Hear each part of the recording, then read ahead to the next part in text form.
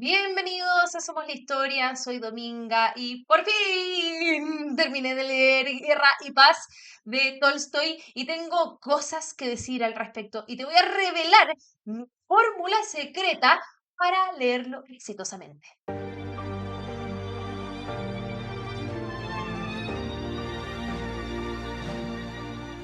Antes de contarte cómo fue que logré leerlo, un poco de contexto. Guerra y Paz es la obra más importante del escritor ruso León Tolstoy o Lev Tolstoy. La escribió entre 1865 y 1869. La obra está situada cronológicamente antes de que Tolstoy naciera, comienza en 1805 y va narrando las historias de distintas familias en el contexto de la invasión napoleónica a Rusia. Eso es en términos generales. ¿Por qué no es una obra tan fácil de leer entonces? Ya te lo voy a contar. A través de mi Instagram les he contado que cada cierto tiempo mi marido y yo nos ponemos de acuerdo para leer el mismo libro al mismo tiempo. Cada uno tiene su propia copia o en Kindle y vamos leyendo y comentando. Este en el fondo es un club de lectura muy exclusivo. Y a lo largo de los años hemos leído varios libros en conjunto, por ejemplo Los Miserables, La Divina Comedia, Ana Karenina también de Tolstoy, Jurassic Park, que no es solo una película, es una novela que es realmente muy buena.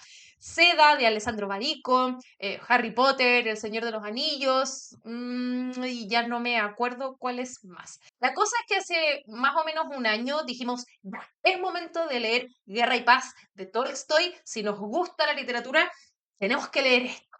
Y fue un fracaso. Quizás yo no estaba tan concentrada o tenía mucho trabajo o qué, pero leí hasta la mitad del libro y es un gran libro sin retener nada, hasta la página 600 sin retener nada. No entendía cuál personaje era cuál, qué estaba pasando, cuáles eran los conflictos, nada. Además, cada vez que yo le decía a mi marido, oye, ¿llegaste a tal parte? Me respondía que sí, pero que en su libro las cosas eran distintas o decían cosas diferentes. Yo trataba de buscar cuáles eran las diferencias, pero no era tan fácil. Yo lo estaba leyendo en español, él lo estaba leyendo en inglés, el mío estaba dividido en 7 partes, el suyo estaba dividido en 5, un literal desastre. Cuento corto, abandoné el libro y se quedó ahí juntando polvo. Hace un par de meses me dije, Dominga, esta es una de las obras literarias más importantes de la historia universal. No puedes dejarlo hoy olvidado, no puedes dejar a tu marido leyéndolo solo. Me empecé el libro desde cero. Fue otra cosa mariposa, porque seguía una estrategia distinta.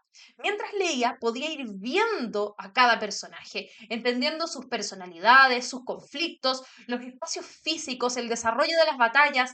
Lo veía en mi mente sí, como si fuera una película, con cambios de escena, tomas panorámicas, todo muy cinematográfico. Y después descubrí que esa es una de las genialidades de Tolstoy. Usa técnicas literarias usadas en el cine, como paneos, escenas narradas desde la lejanía, acercamientos a los personajes en medio de las escenas, perspectiva cenital o desde arriba, detalles visuales que podrían ser innecesarios según alguno, pero que permiten descubrir elementos clave de cada personaje o situación. Hoy hay muchas novelas que usan este tipo de narración, quizás no te cuente raro lo que te estoy diciendo, pero Tolstoy fue uno de los primeros y mayores exponentes. Entonces, ¿por qué no es tan fácil leer Guerra y Paz y cómo fue que sorteé esas dificultades? En primer lugar, es un libro largo. Yo sé que para muchas personas esto no es un problema. Yo misma soy muy lectora y no me asustan las obras largas. Pero para alguien que no es lector, un volumen así puede ser desmotivante. Además, si uno está en la página 350, uno está más o menos aburrido y no entiende lo que está leyendo en ese minuto, puede ser agobiante pensar que todavía te quedan 800 páginas para terminar. Entiendo que alguien abandone un libro así de largo. En segundo lugar están los nombres rusos. Un personaje, por ejemplo, que se llama Ilich, puede ser llamado Ilich en una parte, o Nikolayevich por otro personaje, o Petrov en otra. Y si uno no sabe cómo funcionan los nombres en ruso, esto puede ser desconcertante y francamente imposible de seguir. Tercero, la novela está situada en Rusia, con una cultura muy distinta a la nuestra y narra un momento de la historia particular, que son las invasiones napoleónicas. Si uno no sabe nada de la cultura rusa, de su historia, de la historia de Napoleón, uno puede quedar un poco colgado con los acontecimientos y no entender por qué los personajes actúan como actúan. Y por último, en la novela hay muchas escenas bélicas y no sé ustedes, pero yo soy muy ajena al mundo militar. Hay cientos y cientos de páginas narrando batallas y si uno no sabe nada de cómo se estructura un ejército, de cómo funcionan las batallas, esas escenas podrían ser tediosas y así uno se saltaría una parte importante, importantísima del desarrollo de la novela. Fue lo que hice para triunfar en mi lectura.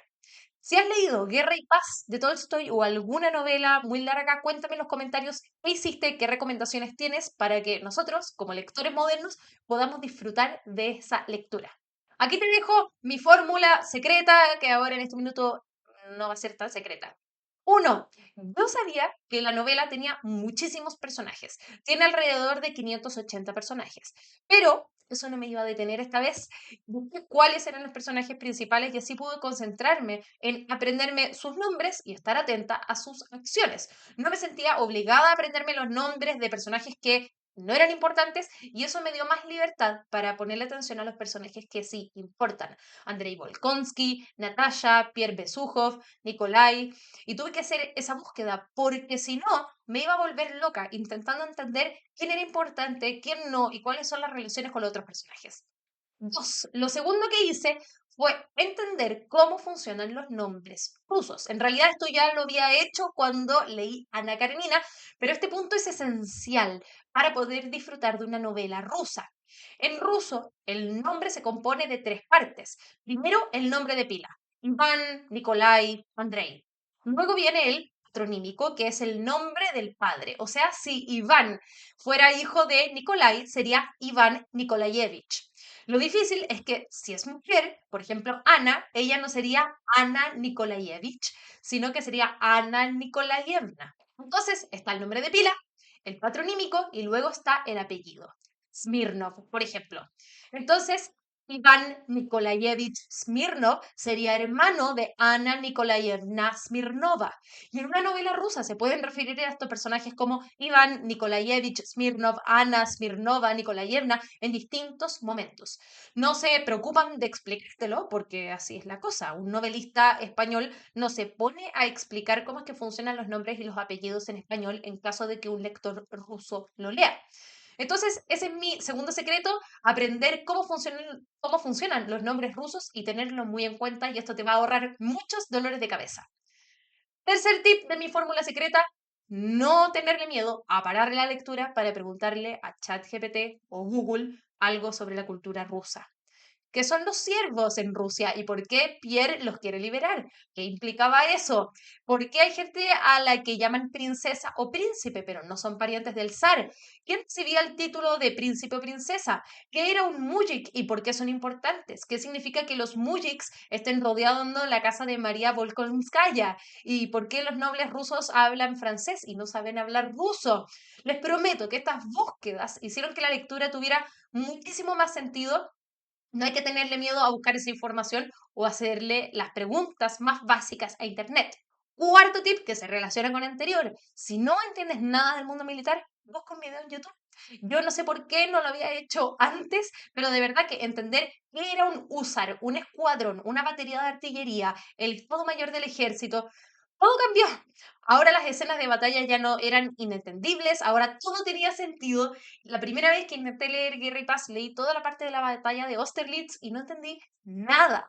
Esta segunda vez dije, no va a ser así. Vi un video en YouTube sobre cómo fue la batalla de Austerlitz y entendí todo. Lo mismo hice con la batalla de Borodino y aunque el video me hiciera spoilers de cómo había terminado la batalla, bueno, en realidad, ¿qué importa saber de antes si lo que quiero es disfrutar la novela? Así que 100% recomendado buscar en YouTube.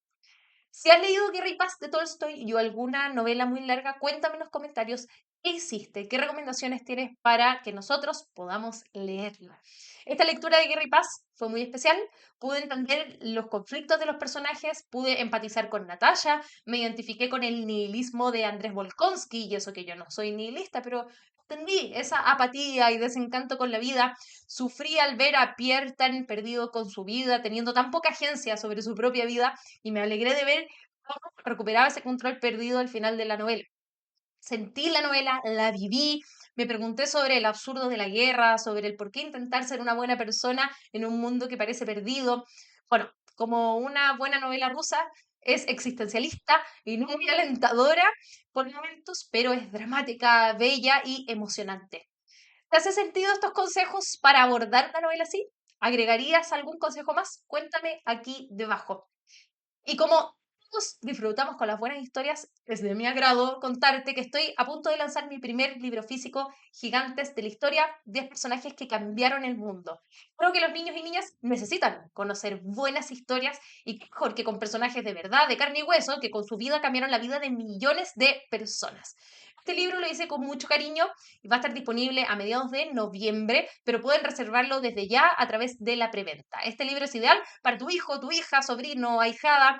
Lo recomendaría, eso sí, para mayores de 10 años. Y puedes reservarlo en somoslihistoria.com. Espero que te hayan servido estas recomendaciones para leer Guerra y Paz. Espero tus comentarios cuando la leas y si ya la leíste, cuéntanos aquí cómo fue el proceso. Nos vemos la próxima semana.